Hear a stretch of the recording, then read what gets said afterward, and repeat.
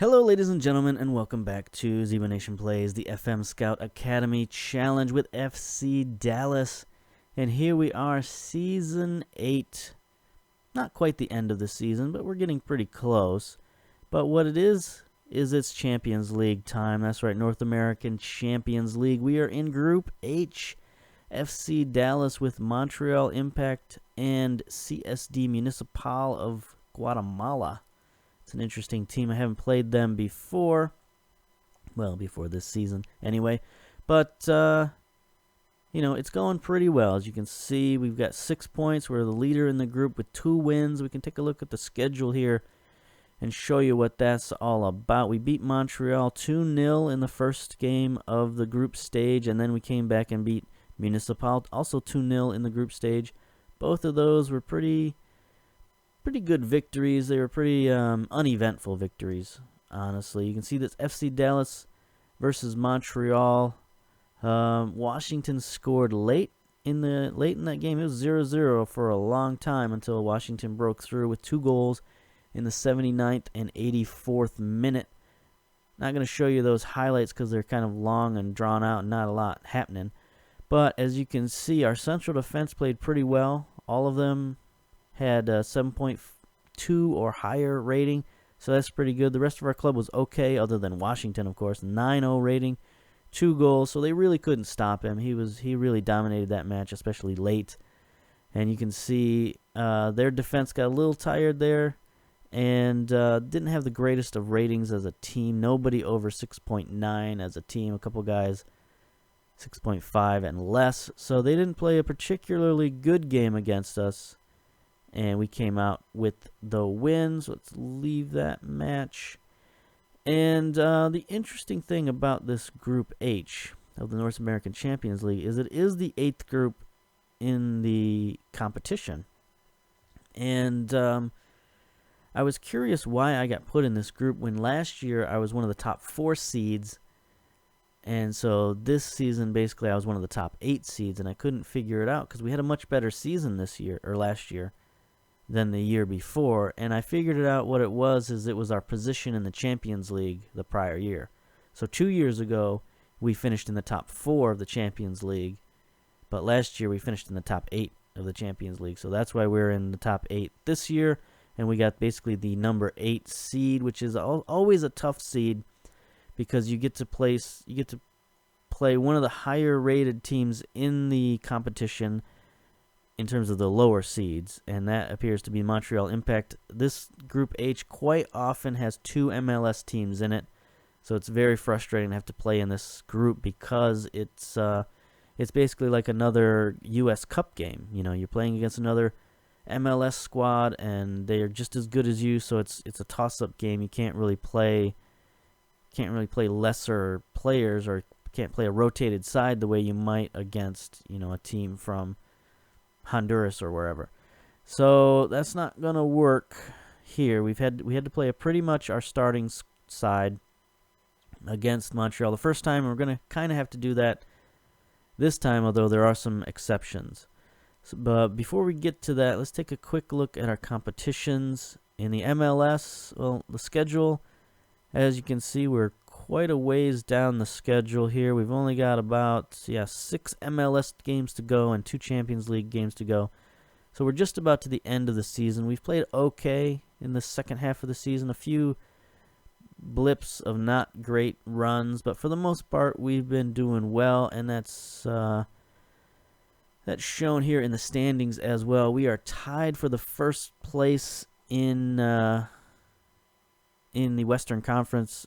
Technically, we're second place, but we got 50 points, as does Minnesota. The difference is that we only have played 28 games. They've played 30 games. So we basically got 2 games in hand against Minnesota, and that gives us a little bit of an advantage. Same thing with the Supporter Shield. We're technically third place in the Supporter Shield, only 3 points behind Chicago, tied with Minnesota. So we are in good position for these final 6 games to finish strong and win the Supporter Shield, which would be our number 1 object. We definitely want to do that because that'll get us another Champions League berth for next year, which is important. because we lost out on the U.S. Cup this season. So we have to, in order to keep this series going, we have to continue to qualify for the Champions League.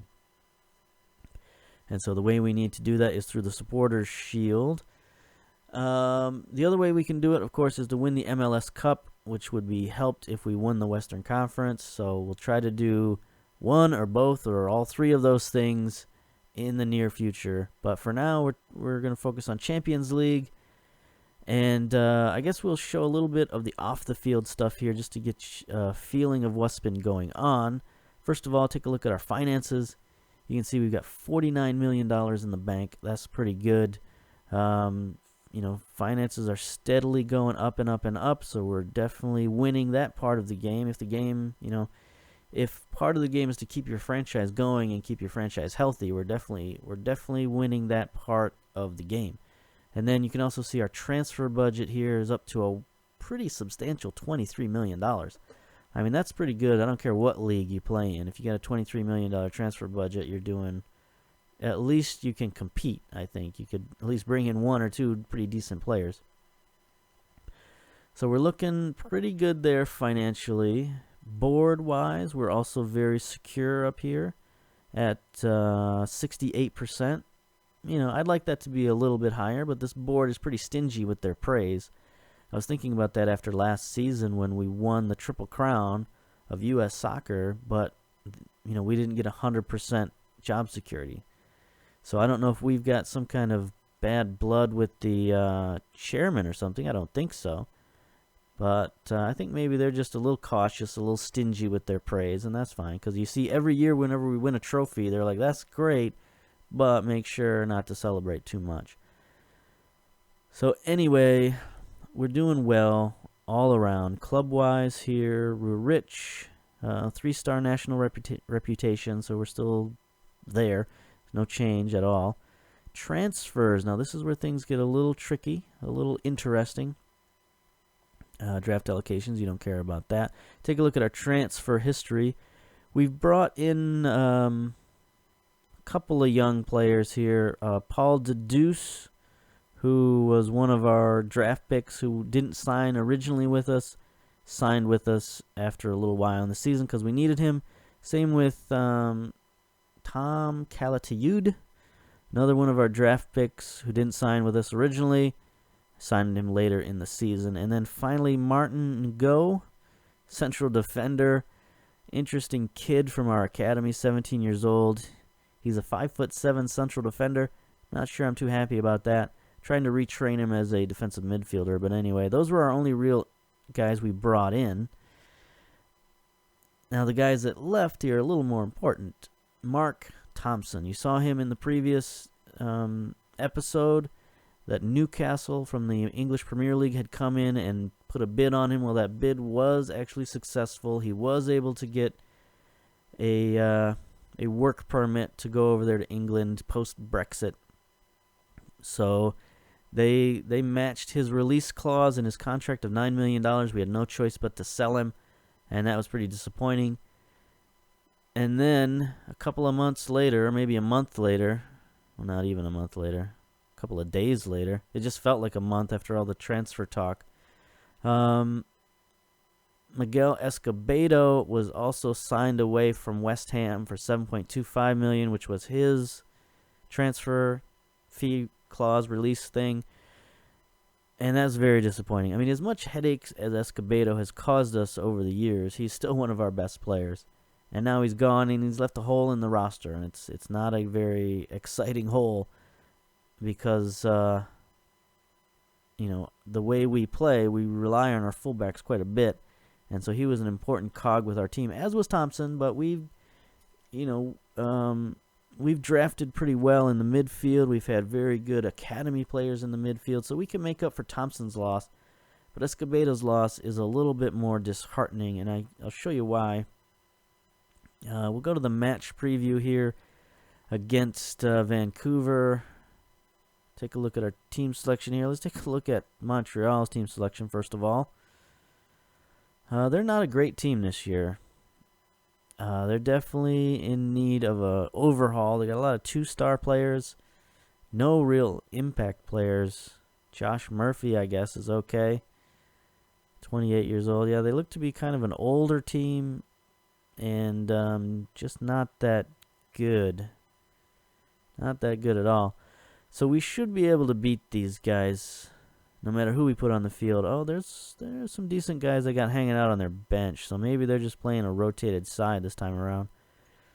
Either way, I don't think we'll have too much trouble with these guys. But let's take a look at our team selection. And this is what we're going with. Now, you'll notice here we've got Alex Johnson, who's normally our central defender. He's playing right fullback because we had to move Cole to left fullback because we're basically out of left fullbacks. With Escobedo gone, shortly after Escobedo was signed away, Cullen Acosta got injured for several months, so he was our B plan our plan B, I should say, at fullback, and now he's injured for 2 more months. That's going to be very disheartening for us. We brought in a few other players, our draft picks and academy players. We just brought in everybody who we could bring in.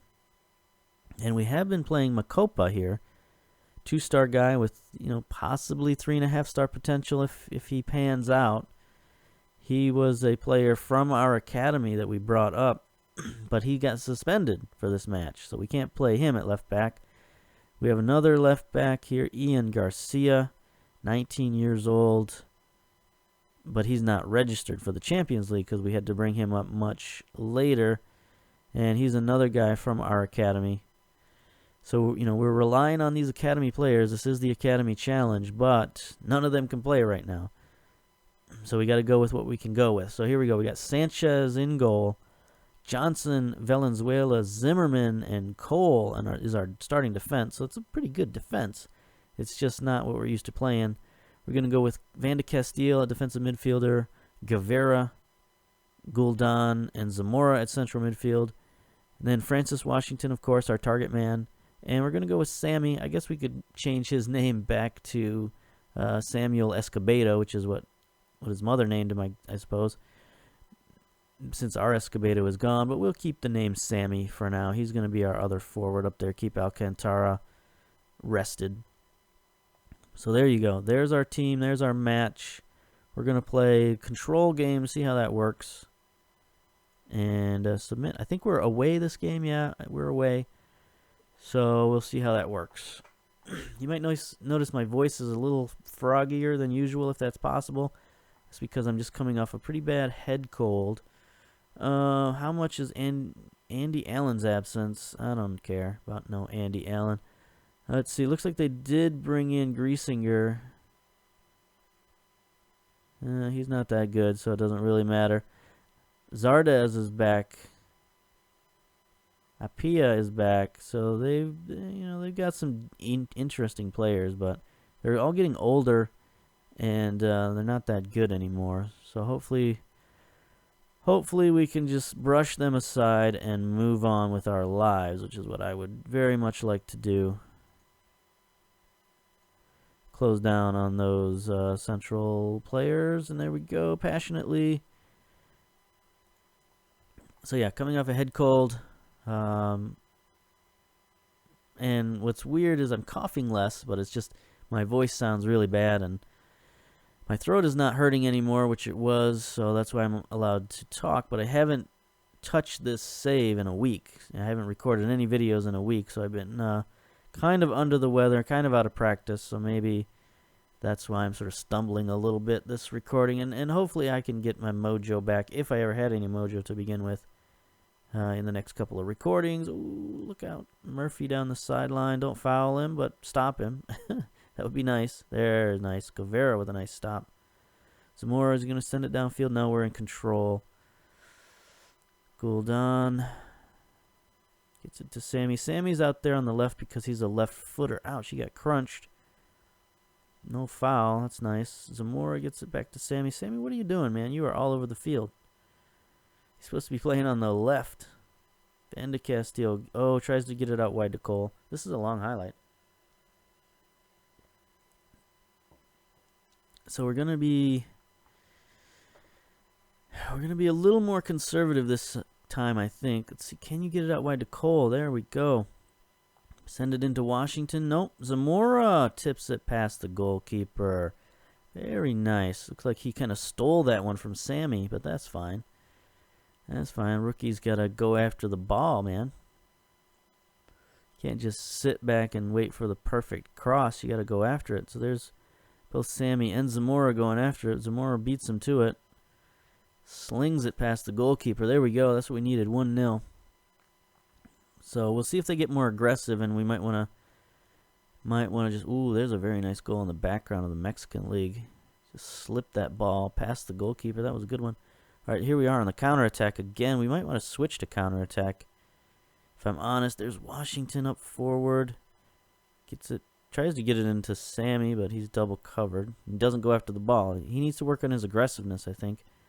Zamora almost wins it.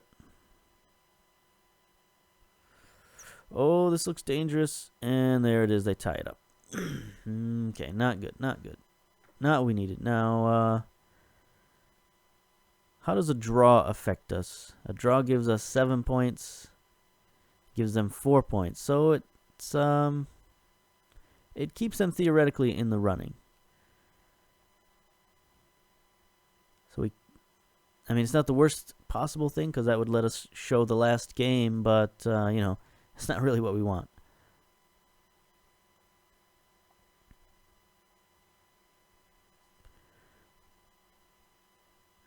Stupid commercial on the background. I need to turn the TV off when I record.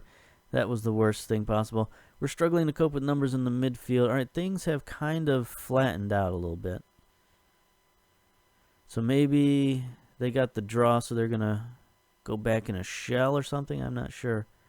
Here we go. Is it snowing in Montreal? It looks like it's snowing. There's Valenzuela. Ooh. That should have been a goal. As the snow falls, we're winning our fair share of headers. I never believe that. I never believe it when the coaches say that. Because usually it's defensive headers that we're winning. All right, we can still win this match tonight, boys. Keep going out there. You can still win. Instructions. I'm going to go standard and more direct passing.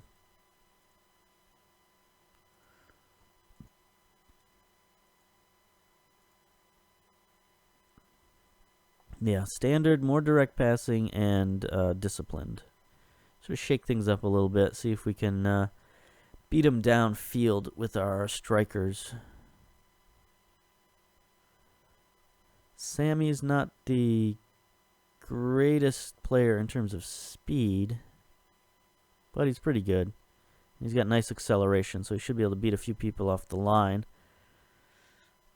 Zimmerman down to Washington. Oh, what a back pass to Sammy, who bounces it off the post. Kemp has to go high for the rebound, like he was playing basketball or something. All right, here's Montreal on the counterattack here. Griesinger gets it out wide to Murphy. He's got a player in the box, but he doesn't cross it. That was good news for us. He had Appia in the box there, just waiting for the ball. Who's this blonde-headed guy? Oh, that's Zardes. Yeah, you got to watch out for him. Washington gathers it up. Can he send it forward? No, he's just going to boot it out of bounds. Nowhere to go with it. Just send it out of bounds, I guess. Boy, the highlights just keep coming now. 51 minutes down. We're starting to get a lot of highlights. Let's see if we can steal and get the counterattack. Trying to look at their formation. Guevara with a nice steal gets it up. Washington, I think they are ripe for the counterattack here. Guevara to Guldan, gets it to Sammy. Back to Guldan. Washington, is he going to play it forward? Got no one to play it to because our right fullback is in defensive mode. Although Johnson is getting a little high up the field for somebody in defensive mode. Left our defense a little staggered. Oh, Appia gets the second goal. All right, we can't have this. We can't have this. We got to go attacking. Be more expressive. And let's go fluid. All right. And they're beating us down this right side again. It happened a couple of years ago, and we got that figured out, but now it's happening again, and it shouldn't be happening with Johnson out there on the right side. So I don't know what there's nothing we can do about it at this point. Johnson is our best defensive option out there. Here's Sammy with a free kick. It's going nowhere. Guldan heads it on. Kind of a scattered highlight here. Sammy heads it on to Zamora, who gets it. Nice. Sammy, that's the way to play, young man. Gotta fight for that turf. Zimmerman gets it to Cole. Sammy wins the header. Nice timing there. The goalkeeper is just way out of the box. I don't know where he was. But he was not where he was supposed to be. And there we go.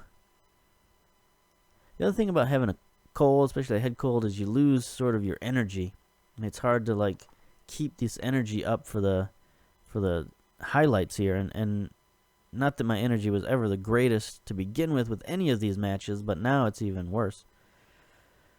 Ah, boy, oh boy. It's Guadalajara versus Leon in the background. Just started.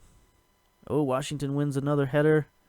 64 minutes down. I should probably look and see what's the health of our club at here. Is there anybody with a real low rating? Johnson. That does not help me out, my man. Out there with a 6.9 rating, and our only option is to bring in rookie Bryce Wheat. I mean, he's got a 6.6 rating, I should say. That's even worse. Everybody else is doing meh, okay, but his rating is clearly the worst. We got Cole, though, who's tired at the left fullback. But sorry, buddy, I got no options for you. You got to play the whole game. No ifs, ands, or buts.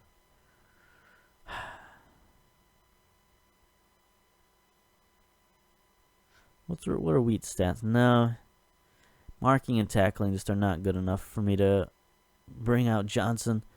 So, no changes at this time. There he gets beat again. Again, a terrible cross. Goalkeeper has to fight for the ball, Sanchez.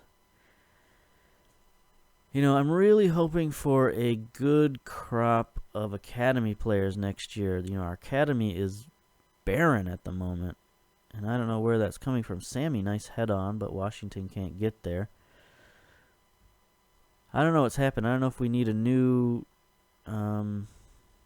director of youth or whatever.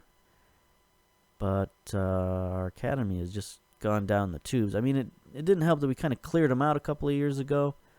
But those were all like 17 and 18-year-olds. So they just never really replenished with more 15 and 16-year-olds. All right, so we got some tired players in there, Guevara and Cole. Nothing we can do about Cole. Guevara's got a 6.9 rating. He's all right. 85 minutes down. I don't think we need to make too many changes at the moment. Cole beats Zardes to the ball. That's good. Zardes is a little too old these days. Zamora gets it up front. Can he get it forward to Sammy? Sammy gets it. Oh, he places it in the upper right-hand corner. What a goal from the youngster. 6th goal of the season. Very nice. See this again. It's mostly Zamora's work beating the defense, and then he just sort of lays it up to Sammy, who places it neatly. Very nice shot. Right up and over the goalkeeper. That secures the victory for us, maybe.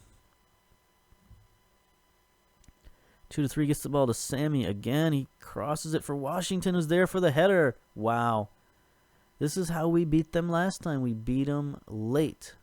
2 late goals is what beat them in the first game, and 2 late goals is what beats them in the second game. So that secures the group stage for us right there. That gives us 9 points going into the final match.